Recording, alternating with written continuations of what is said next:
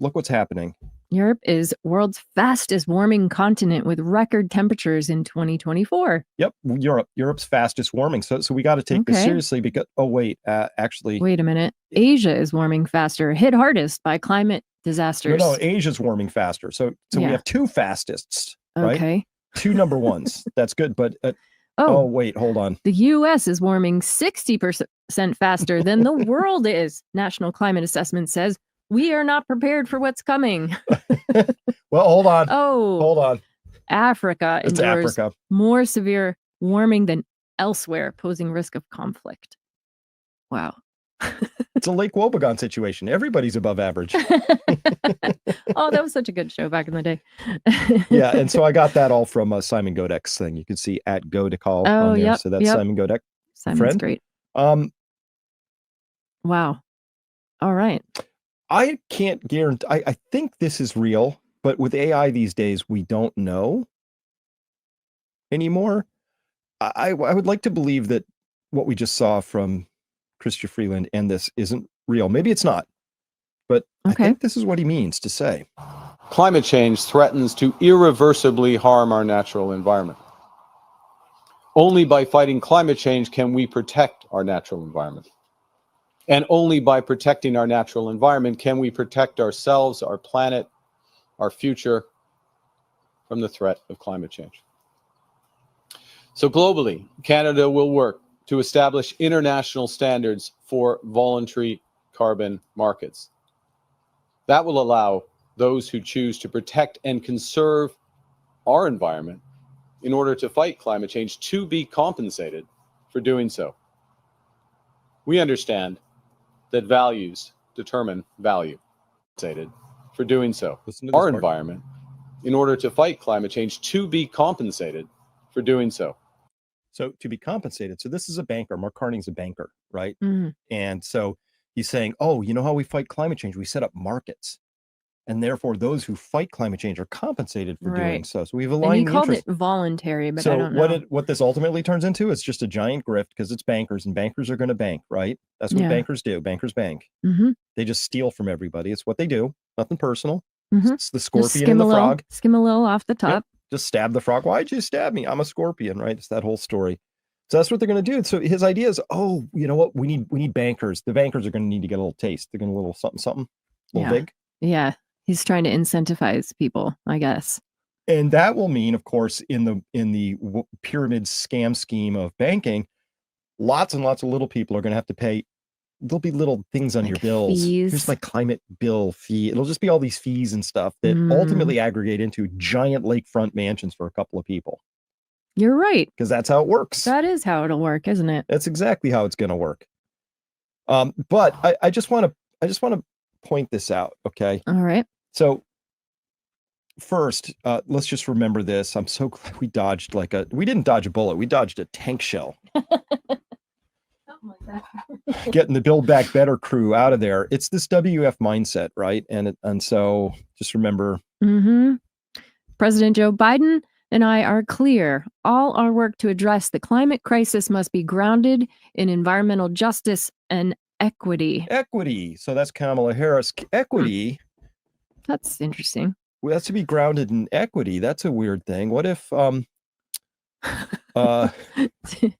202,308 Albertans just backed a separation petition, enough to force a referendum. The issue is now headed to a province-wide vote.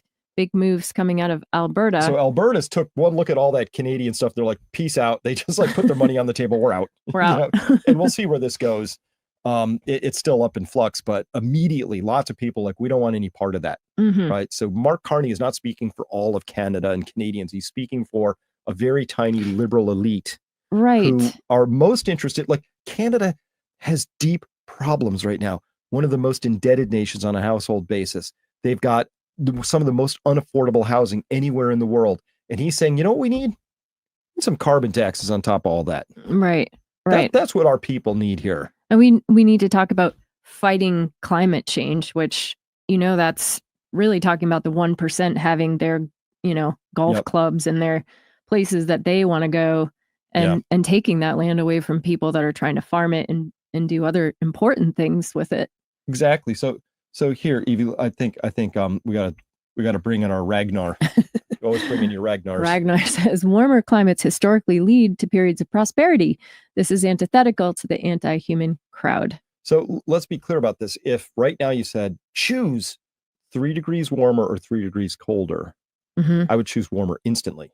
3 degrees colder is like mass starvation and famine and death for the world. Wow. Instantly. Like that's a lot. So scientifically, it has a bigger impact if it's crop getting failures, cooler. all of that stuff. Yeah, right. That makes sense. Yep, that makes sense. So that's true. Let me see what this piece here is. Okay, yeah. Albertans. This is by Alberta Separation. Albertans have the least per capita political representation in Canada. And that's it. That's all we need to know about this. But look at. Let me see if I can. Oh no. And they pay the most. Yeah, per capita to the Confederation. So a riding, like a congressional district, per riding. Poor Alberta has to cough up 125,000 people to get one of those ridings, compared to, say, the Nunavut at 36,000, Prince Edward Island at 38,000. These are very, very sparsely settled areas, right? So obviously they would get more representation, but the idea that Ontario deserves, in Quebec, deserve to have a higher sort of representation than Alberta, which is the engine of the country because it makes most of the oil and gas, right? Which is the true prosperity, right, of this. And just as a quick reminder, if Alberta was its own country, and you look at oil production per capita per citizen in 2025, Alberta would be the wealthiest country on the planet. Absolutely. I mean, more wealthier than Kuwait, Qatar, Norway, UAE, Saudi Arabia by far. Right? Because the next closest is Kuwait at 0.72 barrels per citizen per day, Qatar at 0.685, Norway only at 0.375, very wealthy country, Saudi Arabia at 0.28. Alberta is 0.885. Wow. Right? That's amazing. So I had a vision, like if Canada really had that, this is what it would look like up in Canada. Be amazing. Be all tricked out. Didn't you show this the other day? I did. But I mean, back to this thing that we have to talk about, right? In Calgary, only 3% of the housing market's considered affordable. 3%. And the city needs to add 2,000 to 2,500 affordable housing units annually for 6 years to meet the national average of 4.3% affordable housing stock. But it's only adding about 400 units per year. Yeah, that's to get up to the national miserable average, where 95.7% of our houses are unaffordable. Well, what about the migrants? Only 4.3%. And they're bringing migrants in. Migrants coming in and taking a lot of those units, I'm sure. Yep. So here's what it comes down to then, Evie. This is just insane to me. Time is running out to make this transition to net zero, to have a sustainable world. We need to transition the energy system on the scale of the Industrial Revolution, at the speed of the digital transformation. In order to do that, we're going to need a fundamental transformation, really a revolution in the financial system. And I'd say that revolution started really in earnest with COP26 2 years ago. Only $5 trillion in the financial system was explicitly committed to net zero. That number grew to $130 trillion. That's 40% of global financial assets. Global financial institutions can play a number of roles to help economies in the transition. First, the most obvious is to get money, to get capital to those companies that have plans to get their emissions down. And so part of that is, I'd say, the easy bit, which is to build new renewable power, wind, solar, soon at great scale, hydrogen, also hydroelectric, and in some cases nuclear. But the more complex part is finding those companies in industries that have high emissions. Think of the steel industry, aviation, much of manufacturing, and finding those companies that have plans, that have to make big investments to get those emissions down.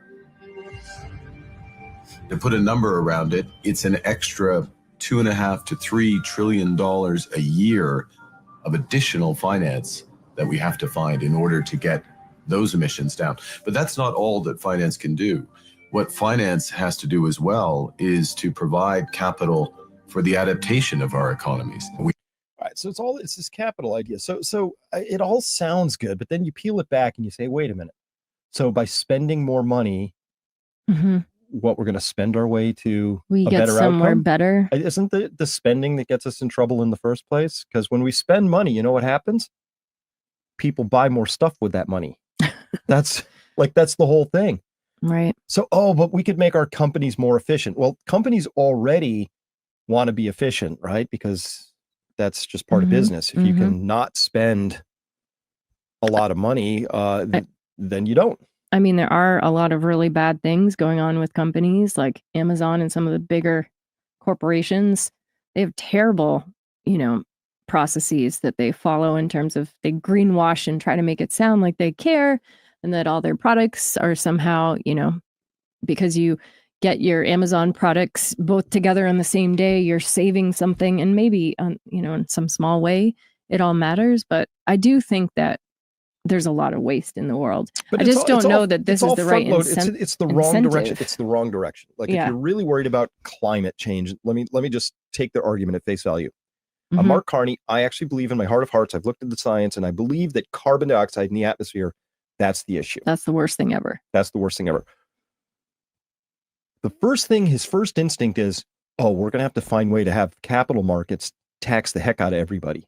Right. Because when they have a carbon tax at $170 a ton, which is what they're proposing, that goes right onto your heating bill, your electric bill, your fuel tax, right? It's just right there. It's going to be there instantly. That'll happen easy. Remember our easy hard framework? Yeah. What's going to be easy? Slapping that onto a consumer's bill. You know what's going to be hard? Figuring out how to tell your friends at Davos that they shouldn't fly private jets everywhere. Right. They'll find that You're right. hard. They won't have that won't have that conversation because that would be uncomfortable. Taxing little people, easy peasy. Right? Well, that's what this feels like, honestly. It doesn't feel like it's let's come together as a people and find some ideas about how we're going to preserve this beautiful world for our great grandchildren, right? It doesn't feel like we need to address this. It feels more like we're going to do this to you and make these decisions because we've already decided that these are the things. Like it doesn't feel very inclusive in terms of ideas, does it? Well, no, and it's kind of it's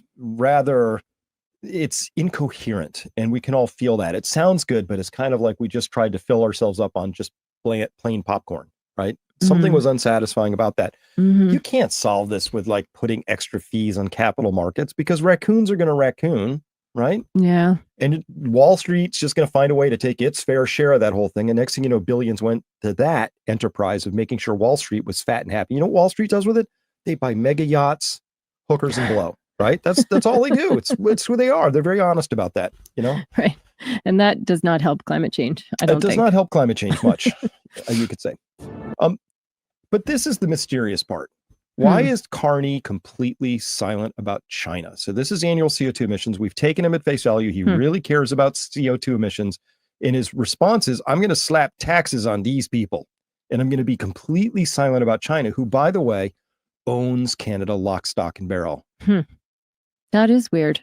China has a lot of power in Canada at this point in time. Does it own a lot of so their how do you not infrastructure? say anything about that? It's like, we need more gas taxes in a carbon market. That will start to solve stuff.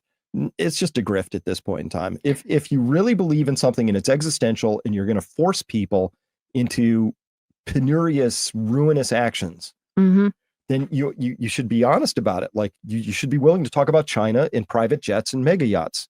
Right. You should be. It's true. So so is China trying to? I mean, I always want to understand what's going on underneath all of this. But is it China own Canada in such a way that, I mean, China's in charge of the situation and they're going to take over eventually Canada? Probably. I mean, they kind of own the West Coast. Vancouver, all that, but. I mean, they have a lot of influence, and I won't begrudge how China operates kind of above board. I mean, they're not hiding it. They come in with lots of money, and they do trade deals, and that's kind of how they operate. Yeah. But at the same time, the fact that they're just so silent. I mean, this always caught me. Remember when we had the Stop Oil protesters and they're throwing paint on Van Goghs and gluing their hands to the roadway to stop ordinary people from driving to work?